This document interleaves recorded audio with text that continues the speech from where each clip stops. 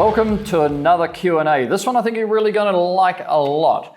This is a kind of like a secrets exposed type Q&A where I'm going to show you two videos, right? And it's the art of rinsing. And the secret to rinsing is always the top edge, right? If you can get the top edge to rinse properly and you don't introduce any dirt into your rinse water, then the rest of the window is going to be pretty straightforward. And of course, if you're doing off-glass rinse, then it's going to be slow, but it's going to be straightforward. So it's always the same as with a squeegee. It's the attention to the top edge, right? Means that you're actually going to have the rest of the window is going to come out clean without streaks or drips or spots or anything like that. So the first video we're going to play you is Peter Thomas, and he explains that the half-gallon per minute flow rate, if you set your brush at a half-gallon per minute, why that's important. Because a lot of guys don't understand that there's a science in this. So Peter will show you that as he turns the brush vertical, that the top jets, the jets that become the top jets, when you turn it vertical, that they stop squirting. And actually what's happening is that gravity is saying, I'll take the path of least resistance, the water will go out the bottom of the brush, more water will go out the bottom of the brush. But he'll show you it horizontal and you'll see it squirts out all to the sides. So you actually understand the very, very scientific nature of a radial or radial rocker brush. In fact, all of the radial brushes use this principle, and the flow rate is designed so that when you go to 45 degrees or more, that those jets come down and they don't wet above where you've agitated, so they don't introduce dirt into your rinse water, which means that you'll have a spot-free finish. And then the second video, so I'll play that one now. This will give you Peter. 16-inch radial. We've got great flow. When you turn it on its side, it stops. Turn it on the other side, and it stops. What that allows us to do go up to the tops with very, very little water actually touching that frame. We're still cleaning it, but you can see you can be so accurate. Then you can come down a little bit and clean the windows.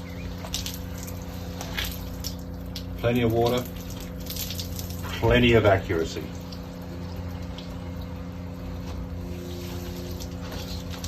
Okay, so now you've seen Peter explain that.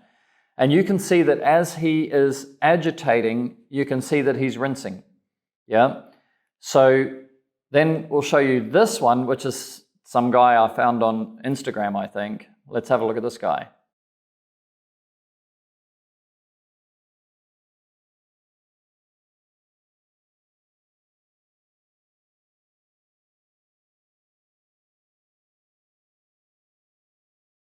Okay, so this guy is using pencil jets. So he's got an arched window, and you can see him carefully going across like this and like this, trying to get that top edge clean, and then you can see him, cleaning. Now, if that window is hydrophilic, where the water is cascading, he could rinse off glass like that slow. But if that was super hydrophobic and the water was beading and little rivers of your rinse water were coming along, then that would be maybe 3 times slower again. He would have to be rinsing anything like every inch, across if it was super hydrophobic.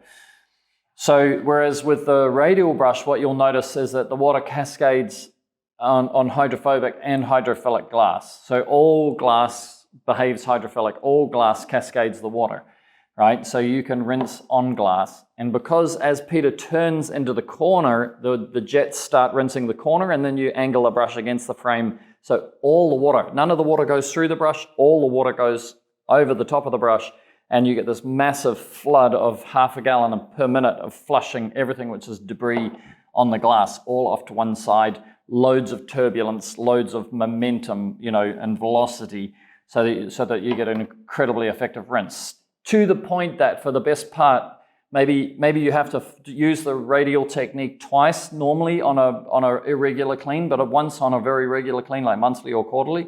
You could just go over it once. But you can agitate on the upstroke, rinse on the downstroke. You do not need to go back and and have a dirty water removal function, right? You're rinsing in the downstroke.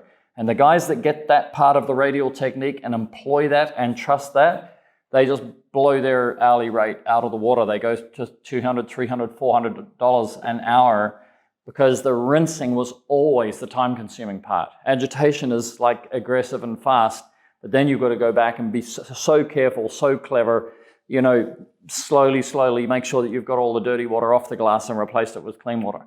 If that all happens in the same time that you're agitating, that whole second phase is gone.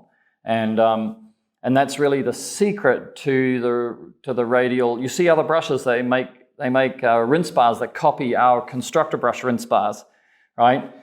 But they don't understand the science and the technique and the intention. The intention.